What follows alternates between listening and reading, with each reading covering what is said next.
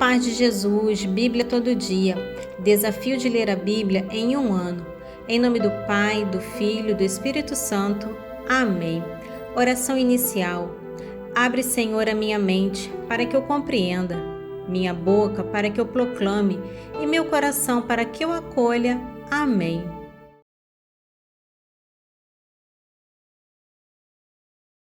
O resumo do capítulo 20 de 2 Reis nos traz a doença de Ezequias e sua oração sincera a Deus, que move o coração do Senhor a curá-lo e prolongar sua vida em 15 anos.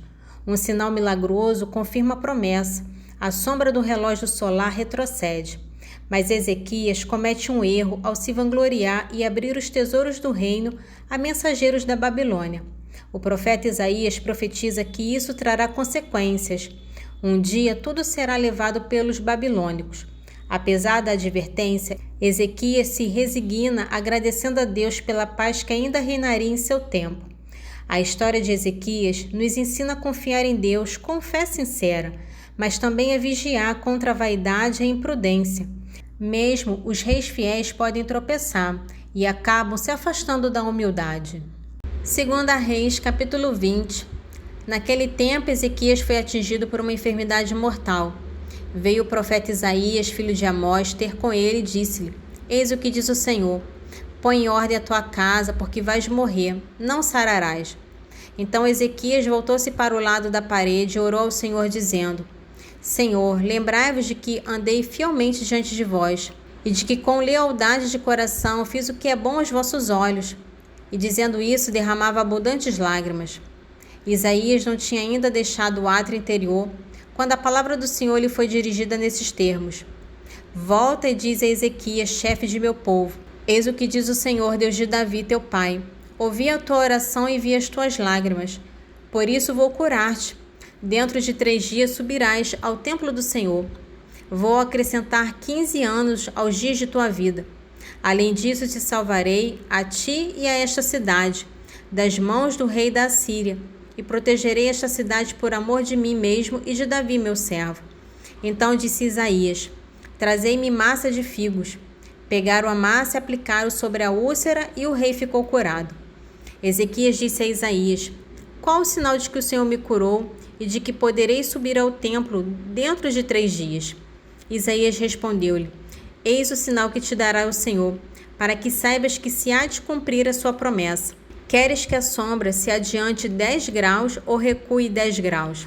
É fácil, replicou Ezequias, que a sombra se adiante 10 graus. Não, quero que ela recue 10 graus. Então o profeta Isaías orou e o Senhor fez com que a sombra recuasse 10 graus no relógio solar de Acaz. Naquele tempo, ouvindo o rei da Babilônia, Merodach-Baladã, que Ezequias se achava enfermo, mandou-lhe uma carta com presente. Ezequias, contentíssimo com a vinda desses mensageiros, mostrou-lhe o palácio onde se encontravam os seus tesouros, a prata, o ouro, os aromas, o óleo precioso, o seu arsenal e tudo o que se encontrava em suas reservas. Nada houve em seu palácio e em suas propriedades que Ezequias não lhe mostrasse. O profeta Isaías foi ter com o rei e perguntou-lhe: Que te disse aquela gente? De onde vieram esses homens para te visitar? Vieram de uma terra longínqua, da Babilônia, respondeu Ezequias. Isaías continuou: Que viram eles em teu palácio? Viram tudo o que há em meu palácio, respondeu Ezequias. E nada há em meu palácio que não lhe tenha mostrado. Então Isaías disse ao rei: Ouve a palavra do Senhor. Virão dias em que tudo que se encontra em teu palácio, tudo que ajuntaram os teus pais até o dia de hoje, será levado para a Babilônia. Nada ficará, diz o Senhor. Serão tomados mesmo os teus filhos que saírem de ti, que tiveres gerado, para se tornarem eunucos no palácio do rei da Babilônia. Ezequias respondeu a Isaías: O Senhor tem razão. É justo tudo o que me acabas de anunciar. E dizia consigo: Ao menos enquanto eu viver, haverá paz e segurança. O restante da história de Ezequias, seus atos e grandes feitos, a construção do reservatório e do aqueduto, pelo qual proveu de água a cidade, tudo isso se acha consignado no livro das crônicas dos reis de Judá. Ezequias adormeceu com seus pais e seu filho Manassés sucedeu-lhe no trono. Neste capítulo 21 de Reis, encontramos 2 reis que afastaram Judá de Deus. O primeiro, Manassés, que apesar de ter tido um pai fiel, como Ezequias, mergulhou o povo na idolatria, magia, sacrifícios humanos e profanações no templo. O Senhor anuncia que Judá colherá duramente as consequências disso. O segundo rei foi Amon. Seu filho seguiu o mesmo caminho do pai, sem arrependimento. Seu reinado foi breve e terminou com sua morte por conspiração. Mesmo filhos de bons pais podem se perder se não assumirem sua fé pessoalmente. O mal persistente tem consequências coletivas e profundas. No entanto, após Amon, surgirá Josias, um rei justo, sinal de que Deus sempre guarda uma porta aberta à conversão e renovação. 2 Reis, capítulo 21. Manassés tinha 12 anos quando começou a reinar, e reinou durante 55 anos em Jerusalém. Sua mãe chamava-se Afsiba. Fez o mal aos olhos do Senhor, imitando as abominações dos povos que o Senhor tinha despojado diante dos israelitas. Reconstruiu os lugares altos que seu pai Ezequias tinha destruído, erigiu altares a Baal, esculpiu um ídolo de madeira, Aserá, semelhante ao que tinha feito Acabe, rei de Israel, e prostrou-se diante de todo o exército dos céus para adorá-lo. Construiu altares no templo do Senhor, do qual o Senhor tinha dito: o meu nome residirá em Jerusalém. Levantou altares a todo o exército dos céus nos 2 átrios do templo do Senhor. Fez passar pelo fogo seu próprio filho, entregou-se à magia, à astrologia, à necromancia e à adivinhação. Multiplicou as ações que ofendem o Senhor, provocando assim a sua ira. A imagem de Aserá que ele havia talhado colocou no templo do Senhor, o templo do qual o Senhor dissera a Davi e ao seu filho Salomão: neste templo e na cidade de Jerusalém, que escolhi dentre todas as tribos de Israel, estabelecerei o meu nome perpetuamente. Não mais permitirei que os israelitas errem fora da terra que dei aos seus pais, contanto que observem cuidadosamente os meus mandamentos e a lei que prescreveu Moisés, meu servo. Eles, porém, não obedeceram, mas foram seduzidos por Manassés e fizeram pior ainda que os povos que o Senhor tinha aniquilado diante dos israelitas. O Senhor falou, pois, pela boca de seus servos os profetas: porque Manassés, rei de Judá, cometeu essas abominações, procedendo ainda pior que tudo o que tinham feito outrora os amorreus, e levando, além disso, Judá ao pecado da idolatria. Por isso, diz o Senhor, Deus de Israel: vou fazer cair sobre Jerusalém e Judá calamidades tais que farão retinir os ouvidos dos que ouvirem falar delas. Passarei sobre Jerusalém o cordão de Samaria e o nível da casa de Acabe.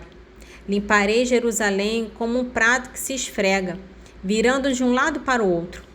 Abandonarei os restos de minha herança e os entregarei nas mãos dos meus inimigos, as quais servirão de espólio e de presa, porque fizeram mal diante de mim e não cessaram de me irritar, desde o dia em que seus pais saíram do Egito até hoje. Manassés derramou também tanto sangue inocente que inundou Jerusalém de uma extremidade à outra, sem falar dos pecados com que tinha feito pecar Judá, levando a fazer o mal aos olhos do Senhor. O restante da história de Manassés, seus atos e grandes feitos, os pecados que cometeu, tudo se acha consignado no livro das crônicas dos reis de Judá. Manassés adormeceu com seus pais e foi sepultado no jardim de seu palácio, no jardim de Oza. Seu filho Amon sucedeu-lhe no trono. Amon tinha 22 anos quando começou a reinar e reinou 2 anos em Jerusalém. Sua mãe chamava-se Messalemete, filha de Aros, natural de Geteba. Fez o mal aos olhos do Senhor como seu pai Manassés.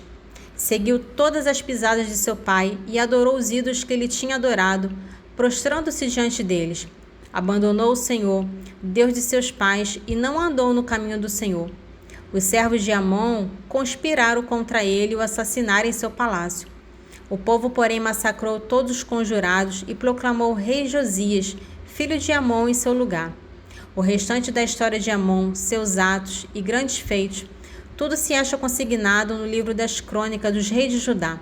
Amon foi enterrado em seu túmulo, no jardim de Oza, e seu filho Josias sucedeu-lhe no trono. O capítulo 20 de João narra a ressurreição do Senhor, evento central da fé cristã. Maria Madalena é a primeira a testemunhar o túmulo vazio e a encontrar-se com o ressuscitado. Pedro e João também veem os sinais da ressurreição. Jesus aparece aos discípulos trazendo-lhe paz, o dom do Espírito Santo e o poder de perdoar os pecados. O apóstolo Tomé, que duvidava, faz uma das mais profundas profissões de fé: meu Senhor e meu Deus. A bem-aventurança final de Jesus é dirigida a nós. Felizes os que creram sem terem visto. Evangelho de João, capítulo 20. No primeiro dia em que se seguia ao sábado, Maria Madalena foi ao sepulcro, de manhã cedo, quando ainda estava escuro. Viu a pedra removida do sepulcro. Correu e foi dizer a Simão Pedro e ao outro discípulo a quem Jesus amava: tiraram o Senhor do sepulcro e não sabemos onde o puseram. Saiu então Pedro com aquele outro discípulo e foram ao sepulcro. Corriam juntos, mas aquele outro discípulo correu mais depressa do que Pedro e chegou primeiro ao sepulcro. Inclinou-se e viu ali os panos no chão, mas não entrou. Chegou Simão Pedro, que o seguia. Entrou no sepulcro e viu os panos postos no chão. Viu também o sudário que estivera sobre a cabeça de Jesus. Não estava, porém, com os panos, mas enrolado no lugar à parte. Então entrou também o discípulo que havia chegado primeiro ao sepulcro, viu e creu. Em verdade, ainda não haviam entendido a Escritura, segundo a qual Jesus devia ressuscitar dentre os mortos. Os discípulos então voltaram para as suas casas.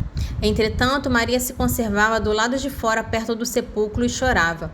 Chorando, inclinou-se para olhar dentro do sepulcro. Viu 2 anjos vestidos de branco, sentados onde estivera o corpo de Jesus, um à cabeceira e outro aos pés. Eles lhe perguntaram: mulher, por que choras? Ela respondeu: porque levaram o meu Senhor, e não sei onde o puseram.